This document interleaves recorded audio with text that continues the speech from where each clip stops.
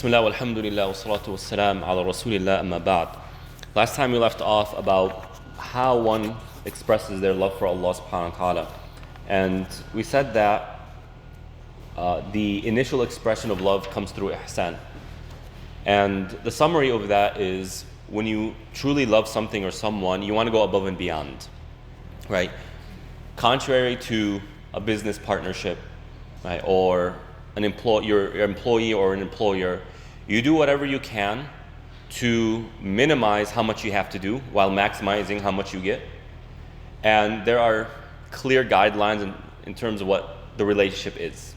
Anything beyond that, you just don't ask. That's clearly not a relationship of love. That's just a relationship of benefit, mutual benefit. So if that was our relationship with Allah subhanahu wa ta'ala, then we can't really call that love. So for example, when the Bedouin came to the Prophet ﷺ and said, how many prayers do we have a day? 5. Any more? No. How many times, when do we fast? How much do we fast? Just the month of Ramadan. Any more? No. And he just goes through the obligatory actions. And he says, at the end, that's all I'm going to do. And the Prophet ﷺ said, he will be successful if he does that, right? But to what extent does that Bedouin love Allah? Not in comparison to us, let's just be clear here, respectfully to the companions. Not in comparison to us, but in comparison to the other companions. When the companions heard this man say that, they were shocked. Like, how can anybody even think that way? To them, it was just this person speaking a foreign language. Why? Because love of Allah was so infused in their hearts and their minds that they could not even imagine themselves doing the bare minimum. It's just, how can I only do the bare minimum? Right? So it begins with ihsan, because what is ihsan? Ihsan, excellence, is when you go above and beyond. Right? If I simply fulfill your rights, that is good. Right? That's praiseworthy. But we wouldn't call that ihsan unless you go above and beyond, either in terms of quality of what you're giving them or quantity of what you're giving them. Right? Now, as you grow in your love of Allah subhanahu wa ta'ala, that love begins to be sourced in something beyond simply actions, right? It starts off, this is the pedestal. So I don't want people to misunderstand me and think that you don't have to act in your love of Allah. That's not what I'm saying, right? This is the pedestal. This is how you start to develop that love. You start to express that love of Allah subhanahu wa ta'ala. As you grow, as you do more ihsan, Allah rewards that with what? Ihsan. Hal jaza'ul ihsan illa al-ihsan. Is not the reward of excellence except excellence. One way of understanding this is Allah rewards your excellence with excellence. And what is our excellence in comparison to Allah subhanahu wa ta'ala's excellence? So the more you practice ihsan, the more Allah is going to reward you with ihsan. And then the more you see Allah's ihsan in your life, what happens? It builds that love. But it starts to become more than simply what you are getting, but rather how beautiful the one who is giving you is. Right? So, if you win somebody's heart over, you win their mind, you win their heart, then it becomes more about just that person, more so than what they're giving. Right?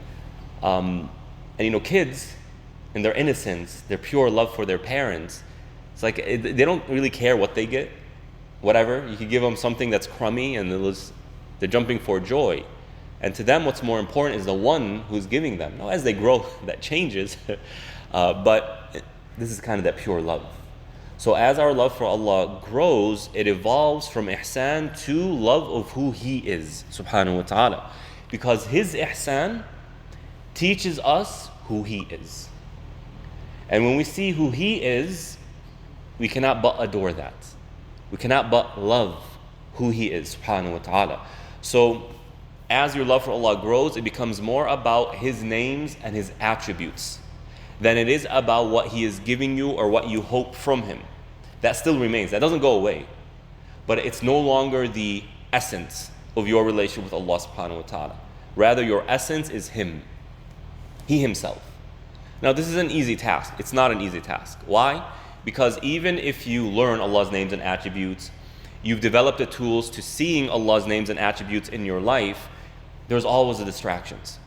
Right? There's always going to be the distractions. There are always going to be the up and downs of life. And the fact of the matter is, we need that peace of mind and peace of heart in order to focus on Allah subhanahu wa ta'ala. But if we're busy putting out fires here, taking care of problems there, pursuing aspirations of the world here, it's like, where do we find time to just enjoy and appreciate who Allah subhanahu wa ta'ala is? But nonetheless, how do we begin to develop that love for Allah in terms of who He is? Well, number one is by learning His names and His attributes, obviously. I mean, how are you going to see Allah's names and attributes if you don't know what they are? Right? So you start off by learning His names and His attributes. But that's only the first step. That's just information in your mind. You need to transform that information into something that is real, something that is tangible, something that you experience. Well, how do you do that? Well, you begin to take Allah's names one by one and ask yourself, well, where does Allah show me this name? Where is this name of Allah in the world around me? Now, it's easy to instill this in children while they're young. Very easy. But as you grow, it becomes difficult if that is not already rooted. Why? Because, well, you go to school and you go to life and they're teaching you things. I'm not saying there's like this, at least when we were growing up, we won't say that there's this malicious plan to make you atheist or something like that. But school is meant to do what for you? It's meant to develop the skills necessary to dealing with life. That's what it's for. So they teach you science, they teach you math, they teach you all these other practical fields of study so that you go about this world as a productive individual. And there's nothing wrong with that, but what ends up happening is the only lens through which we view the world is the physical, the tangible.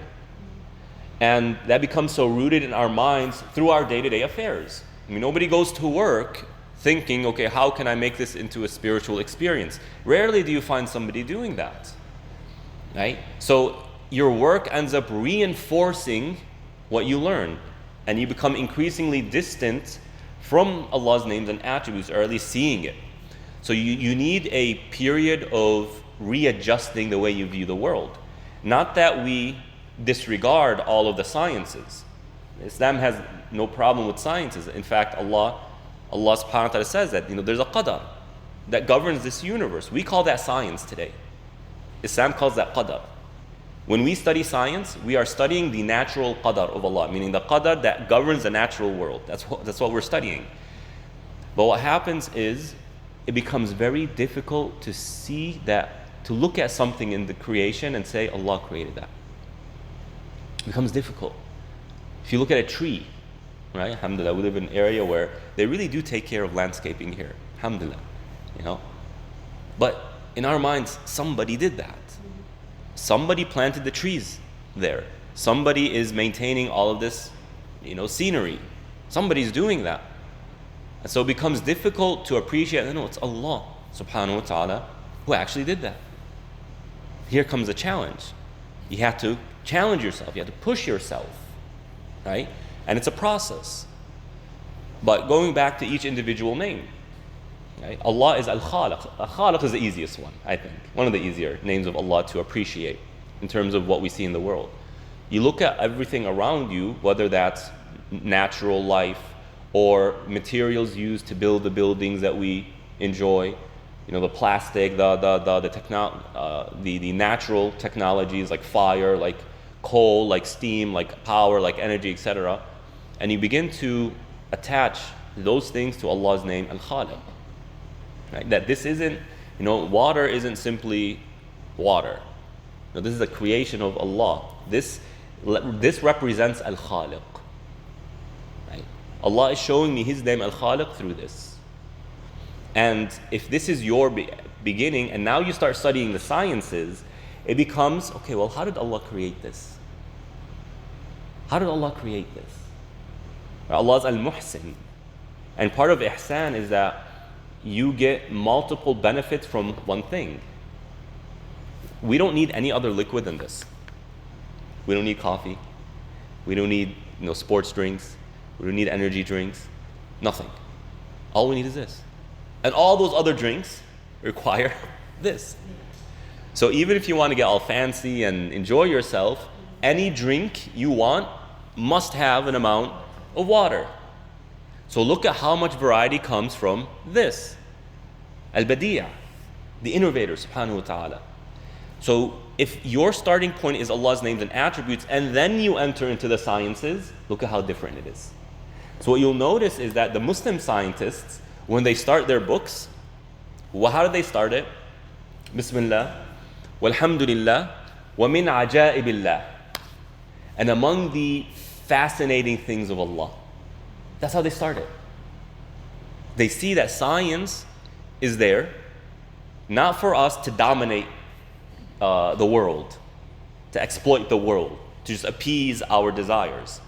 But rather, science is there to help us better get to know Him, subhanahu. Because that's the real purpose, that's the main purpose.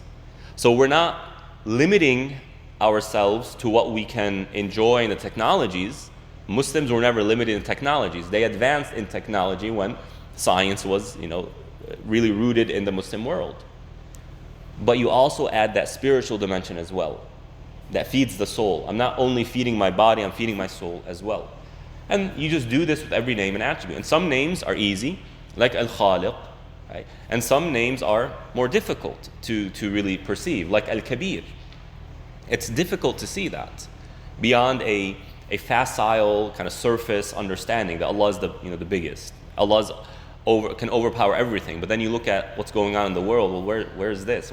How come Allah is not showing His name Al-Kabir or Al-Jabbar or Al-Qahir in what's going? You see what I mean here? It becomes a little bit more nuanced, a little bit more difficult. But the point here is the highest levels of loving Allah, whether that's love of Allah in the heart or expressions of love of Allah, is when you start to appreciate His names and His attributes. When His names and His attributes begin to govern how you view the world and how you interpret the world. And وَلِلَّهِ الْأَسْمَاءُ الْحُسْنَى. To Allah belongs the beautiful names, the most excellent names. And so the reward of knowing Allah's names and attributes and seeing His names and attributes and loving Him for His names and attributes is that His names and attributes are beautiful. And thus, the more you know it, the more you see it, the more it beautifies you, your actions, and it beautifies the world around you. The world around you becomes beautiful. SubhanAllah.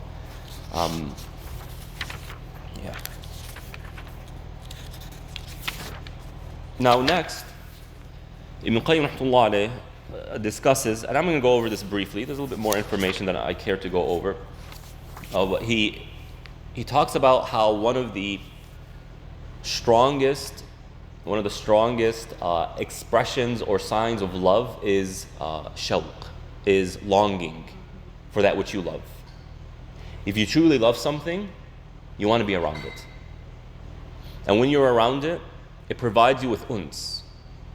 It provides you with, I've never been able to find a proper translation for this word. It provides you with tranquility. I'll just do it that way.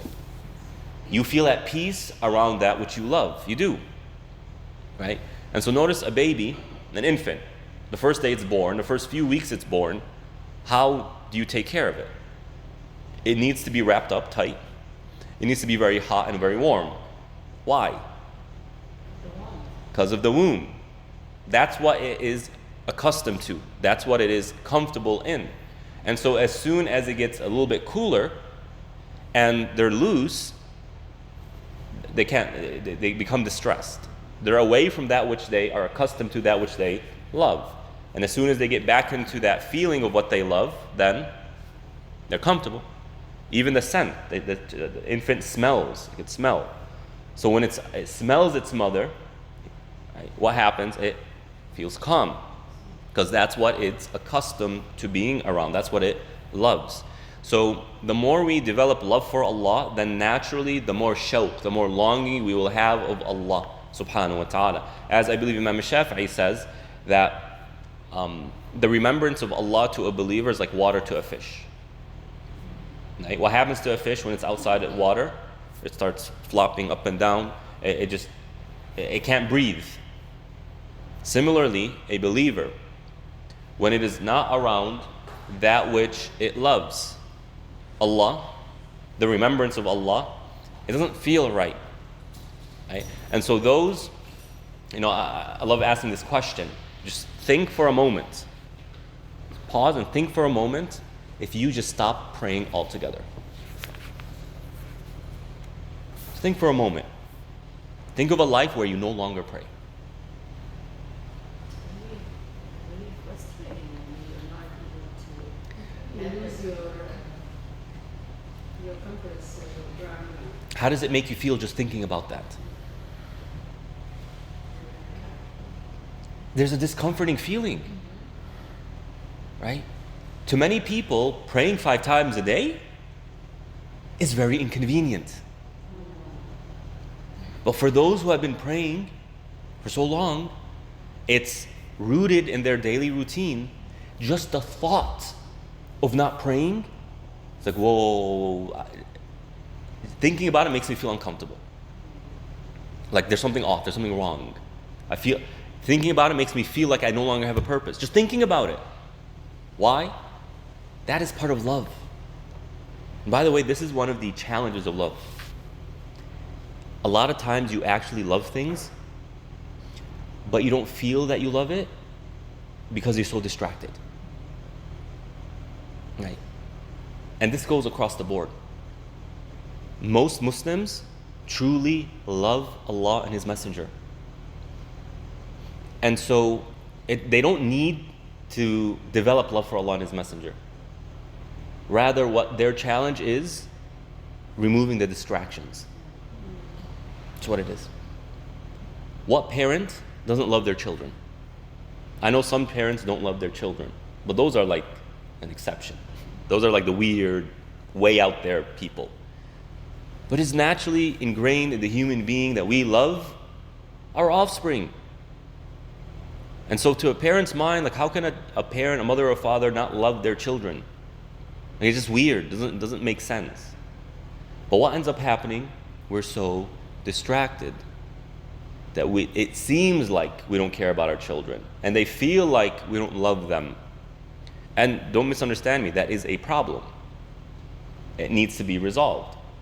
But my point here is, this example of prayer, for those who have been praying, tells us what about our relationship with Allah?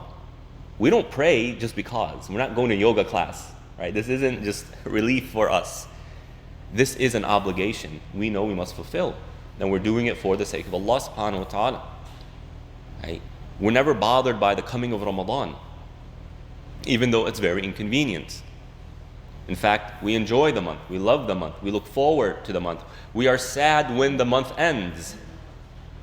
Why? Again, people will look at us and say, what on earth are you doing? Why are you torturing yourself? What a major inconvenience. Where is that coming from? It's coming from the love. That is love. You long it, you want it, you enjoy it. You are comfortable when you do it. You're not bothered by it. That is love. And I'm not saying this is like perfect love, but this is love. So a natural reaction to love is longing. And hence the hadith, whoever looks forward to meeting Allah, then what? Allah looks forward to meeting him or her.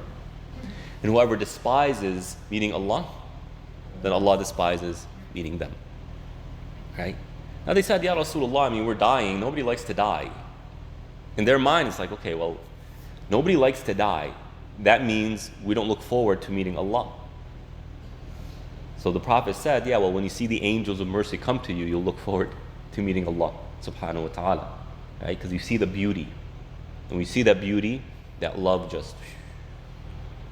And as we mentioned in a previous session, I think we did, when a person is dying, naturally the soul wants to hang on to life, what it knows. And so it hangs on to the things it's most attached to. So when a person is dying, what it's most attached to comes out. So when a believer dies saying, La ilaha illallah, that's a testimony to this person's relationship with Iman. That is what they are most attached to. That is what is most important to them.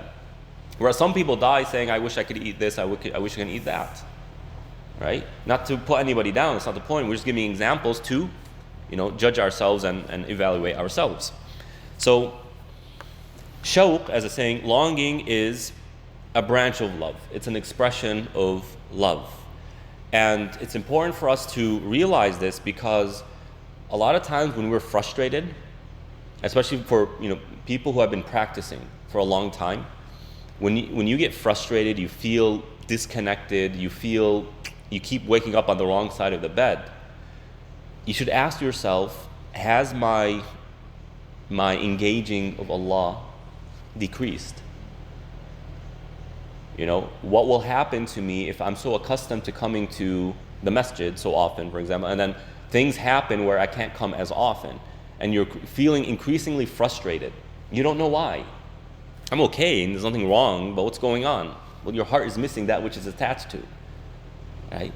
So, what your heart is attached to manifests through shawq, through longing. And so, when we long for something, it's telling us what our heart is attached to. Now, we're human beings, right? And I promise myself and everybody else, Allah's not the only one we're attached to. There are other things we're attached to. And part of building that love is to remove those attachments, or at least make those attachments as a branch of our love of Allah subhanahu wa ta'ala. I am attached to these things because it is something that pleases Allah subhanahu wa ta'ala. That's a process, right? It's a journey. So, next time you feel frustrated, you feel like you miss something or someone, right? Remember that that's longing, that's shawq, and that's telling you that you are attached to this thing. And again, don't misunderstand me. There are many things you could be attached to that it's not haram to be attached to. Obviously, if you haven't seen your child in a while, you're naturally going to long. That's normal, that's natural, right? There's nothing strange about that, as we went over a few sessions ago when it comes to what is natural love that we won't see as interfering with our relationship with Allah subhanahu wa ta'ala. Now, the more we love Allah subhanahu wa ta'ala, naturally the more shawq we develop, the stronger our longing for Allah becomes. But the question is, well, what happens to that shawq when I'm reunited with Allah subhanahu wa ta'ala? Inshallah. In the afterlife. Does that go away? Some say yeah, because shawq is what? It's the absence of what you love. But Ibn Qayyim rahmatullah alayhi has a different perspective. He says that it doesn't go away, it actually only gets stronger. It gets stronger. Why? For two reasons. Number one, when you are with Allah, you feel that is paradise. That is the essence of paradise. It feels too good. And so the last thing you want is for that to go away. So you long for the continued relationship with Allah. Right? Allah is there, but you long for the continued presence of Allah, right? And your continued presence in, under Allah subhanahu wa ta'ala's throne. That's one. Number two, you long for what else Allah is going to give you. So you're like, okay, what's next? What's next? What's next? What else is Allah going to give me? There's that type of shawq, longing. So even being with Allah subhanahu wa ta'ala does not remove that shawq. In fact, it increases it. Why? Because the opposite of shawq, longing, is uns, is tranquility. You feel longing when you're not with the thing that you love, that you long. But when you're with it, you feel uns. Right? But when it comes to Allah subhanahu wa ta'ala, it is so powerful that it becomes this infinite wanting of what Allah subhanahu wa ta'ala has to offer you.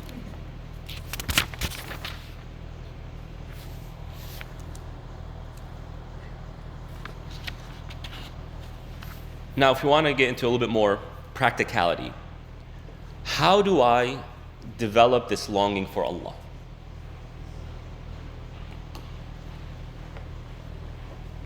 Okay, well, if longing for Allah is a branch of love of Allah, then doesn't it make sense just to start with love of Allah, and then naturally that shawq is going to come about?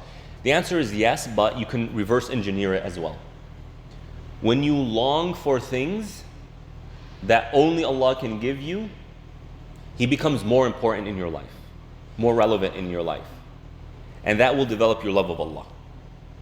So sometimes you have to play a trick on your mind and your heart, especially for those who are not very spiritually, I guess they're very early in their spiritual stages. You can't just go to them and say, love Allah.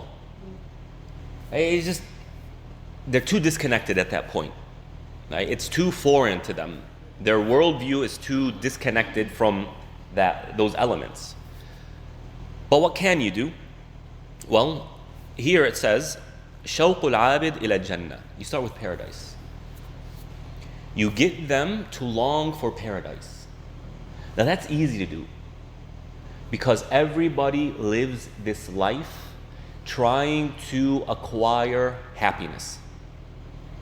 This is the universal human goal. Any time, any place, any gender, any age, any situation, every human being is pursuing happiness. Where they differ is how they get there, not what they are trying to reach. Right? They all want to get there.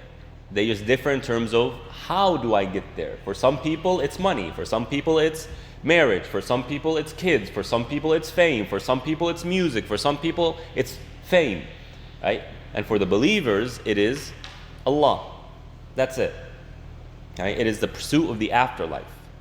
So, paradise is that epitome of happiness. It's that utopia that everybody's trying to work towards. So there's already a connection there. So we get them to develop their love for Allah by getting them to long for paradise. How do you do that? By telling them that paradise is where لِيَأْمَنَ الْخَائِفُ وَيَفْرَحْ الْحَزِينُ وَيَظْفَرْ الْآمِلُ. 3 things happen in paradise. Of course, more than 3 things happen. But at this point, we want to focus on 3 things. Number 1, it is the safety from all fear. The safety from all fear. And is the happiness or the joy that replaces all grief and sorrow. And number 3, it is where your dreams come true. Right? Now, this is brilliant, by the way. Very brilliant. And Tazkiyah, the science of Tazkiyah, spiritual development, was the pre-modern psychology. If you want to study psychology from the Islamic lens, you go back to the books of Tazkiyah. That's where it is. Why is this brilliant? Because if we were to ask the question, what is stress? What causes stress? When a person is stressed out, it's either because they're afraid of something in the future, or they're grieving over something in the past, or in the moment, they're lost. I don't know where I am. But what causes a person to be lost? You look at them, your generation will look at my generation and say, you're lost? What do you mean you're lost? Don't you know where you are? Right? You're here. Where are you? Where are you lost? But what they mean by that is, I have no goals. And if I have no goals, I have no motivation, I have no aspiration. And if I don't have that, what do I do? What can I do? So these are the 3 causes of stress. And paradise removes them all. There is no fear in paradise. Why? Because it's pure safety. There is no grieving in paradise because it's only joy. And there is no feeling of purposelessness because all your dreams come true there. Now that's a place anybody would want to be. Anyone. Okay. So we start to develop people's love for Allah, especially those who are very early in their journey, not by getting them to love Allah Himself, because at this point they're very individualistic. It's more like, what's in it for me? But you want to get them connected. How? You get them connected to paradise by focusing on these 3 aspects of paradise. Right?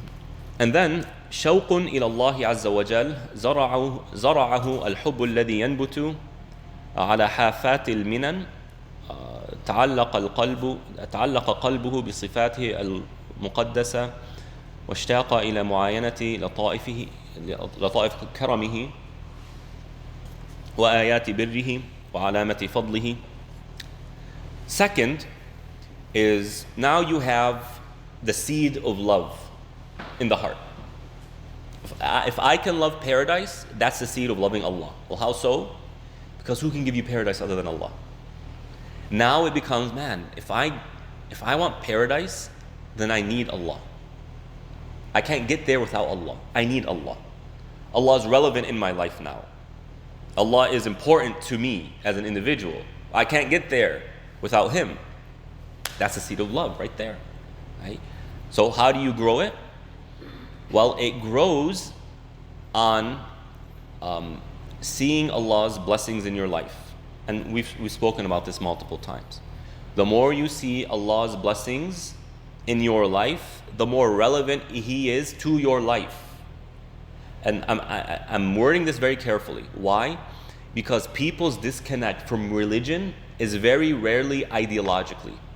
It's very rarely because of philosophy. It is because they don't see its relevance in their life. That's the challenge, right? And so I need to see the relevance of this in my life. Well, if I start looking at the blessings that I enjoy as coming from Allah, then what? Allah is relevant to my life. In fact, He's integral to my life. If I cannot see this water I cannot see beyond this water being from Allah, and this is a major blessing, Allah is relevant to me. He is important to me because this is important to me. Right? So, we need to focus on the blessings of Allah. I mean, there is a reason why shukr is one of the most repeated and emphasized spiritual practices. And Allah subhanahu wa ta'ala makes shukr synonymous to iman. And He makes it opposite of kufr. In fact, kufr originally was used to mean what? The rejection of something, specifically the blessings. Kufr ni'am, right? Rejecting one's blessings. This was used by pre-Islamic Arabs. And so kufr is used to mean disbelief. Why? Because when does somebody disbelieve, really? When they just reject Allah's blessings, when they no longer see it as relevant. Or they think that, oh, I got this water. I bought it with my own money. What does God have anything to do with this? You see what I mean here? Allah becomes irrelevant in their mind, in their perception. Iblis, the same thing. Iblis's entire goal revolved around himself.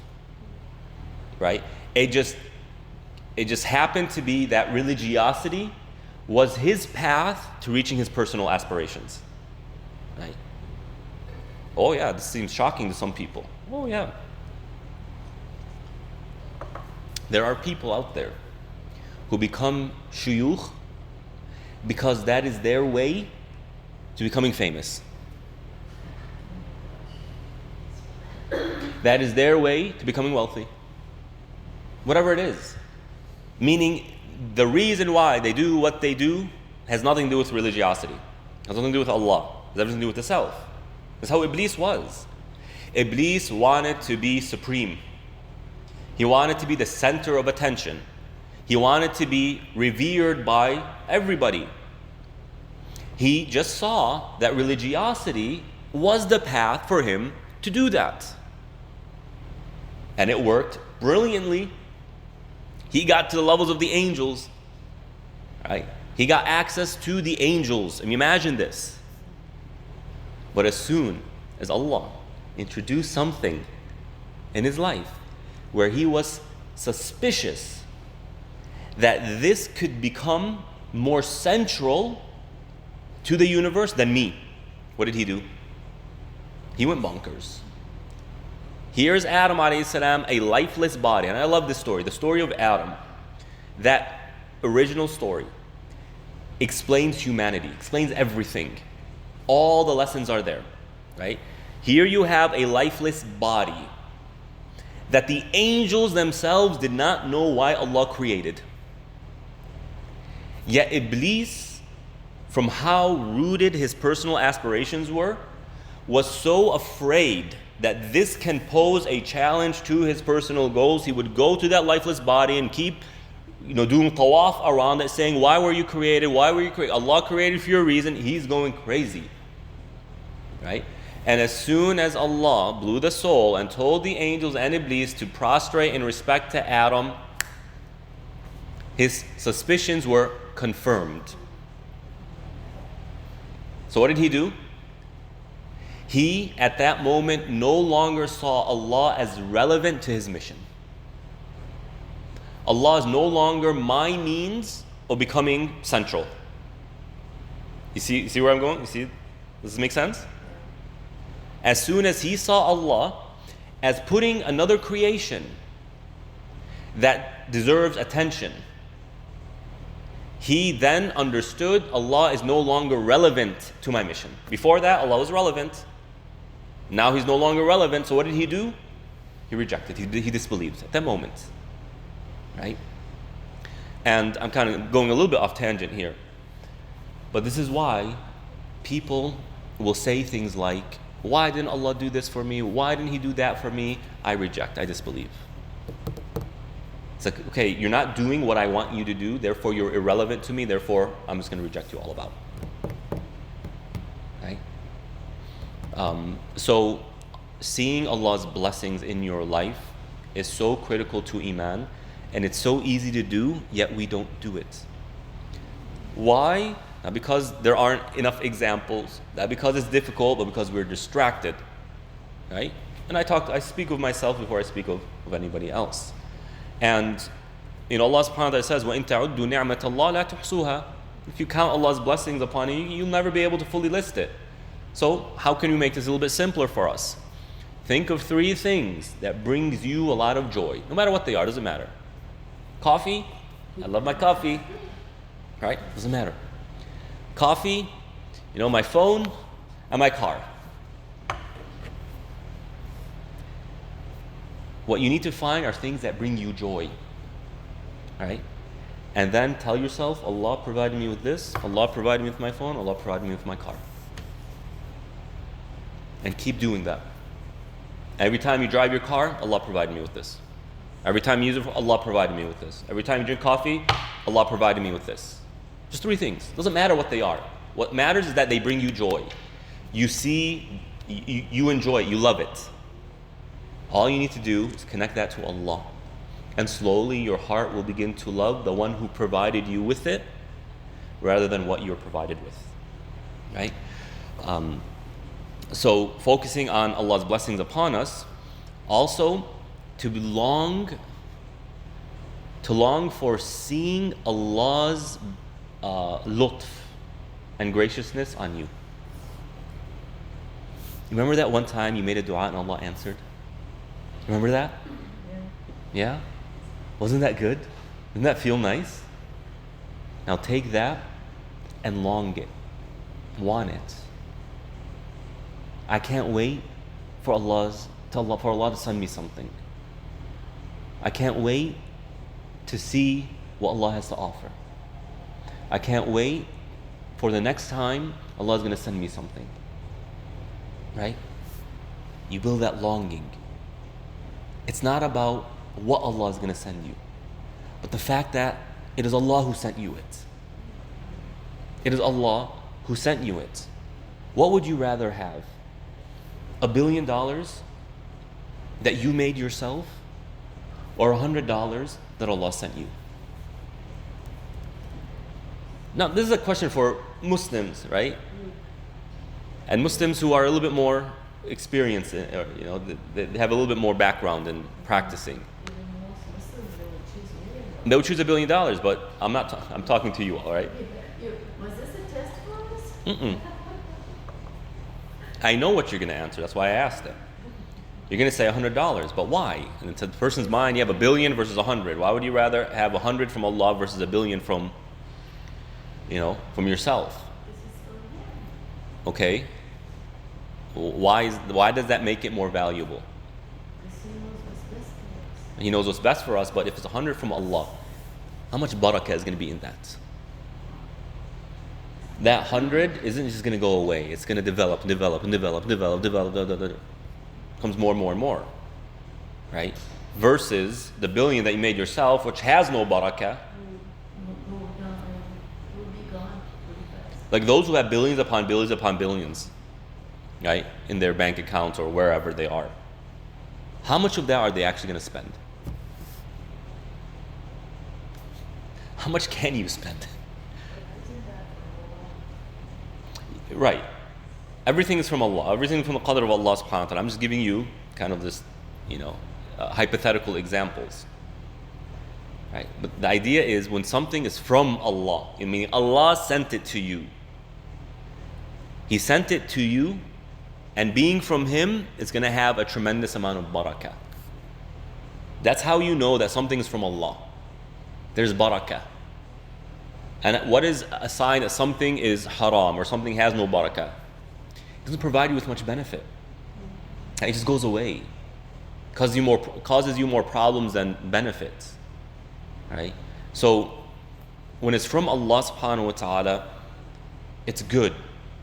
And if I can get myself to look forward to Allah's next gift to me, that is very energizing to a person's iman. That creates that longing for Allah, the shawq. I can't. What's Allah going to send me? What's Allah going to bless me with next? What is Allah going to teach me? Whatever it is, right? What is the next thing? And humans, by the way, if they cannot see a future, that's depression right there. That's depression. So not only does this build iman, look at how it builds well-being, psychological, emotional well-being. You're always forward thinking. You're thinking about the future. You're not shackled by the past. You're not confused in the moment.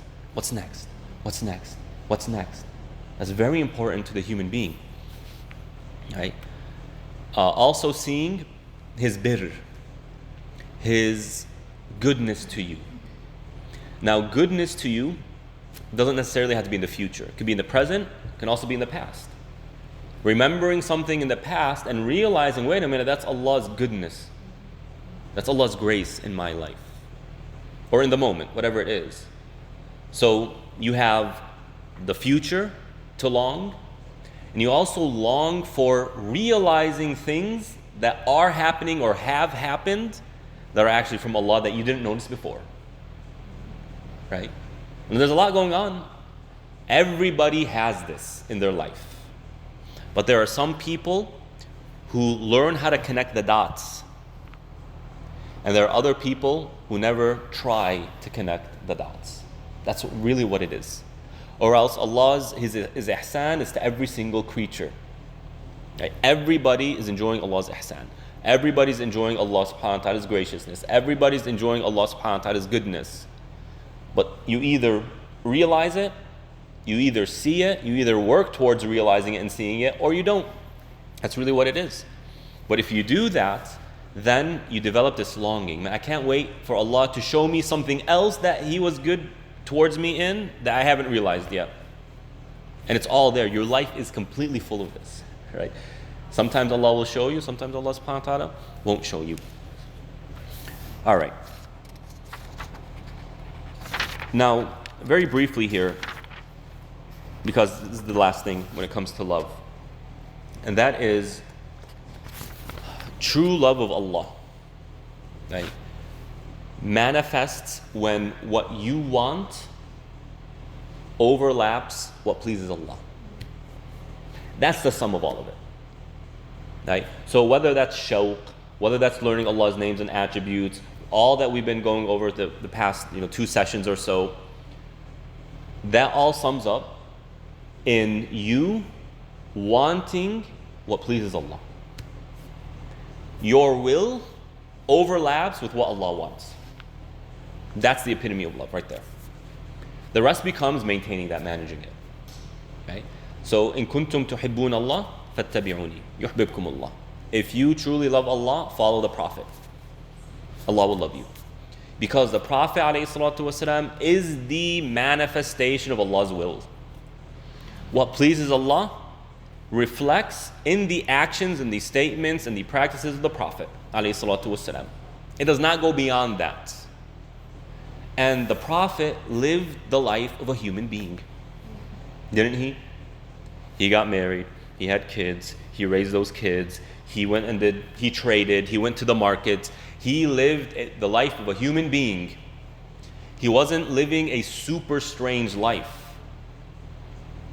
And in other words, if the Prophet was living with us today, ﷺ, you'd see him in the Mission Ranch market every now and then. You'd see him at the gas station, right?